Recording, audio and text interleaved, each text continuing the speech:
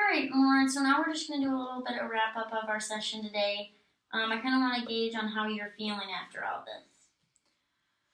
Um, Better, I guess. A little less scared. You're feeling less scared? Okay. Well, some things it's kind of hard to notice is that fear really does play a big part in our stuttering and how frequent and severe it gets sometimes. So when you're more scared, you're kind of trying as hard as you can not to stutter, and when in fact that kind of causes your stuttering.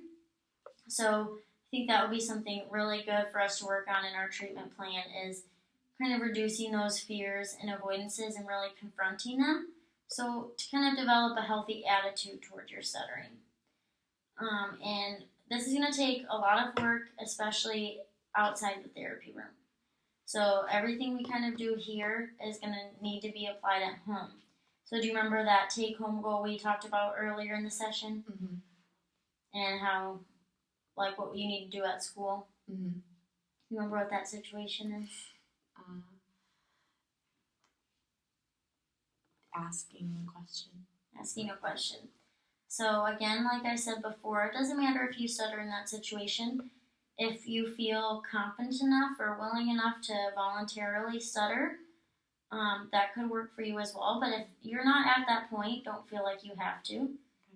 Also, don't feel like you're limited to just asking one question. If you feel like you can try again, you might want to do it more than once, but that's totally up to you. Again, I want you to just document about how you felt.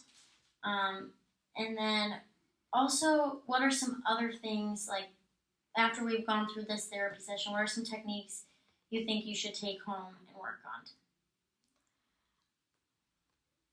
I really like the freezing. You like the freezing? Yeah. That really makes you realize the control that you have over your behaviors.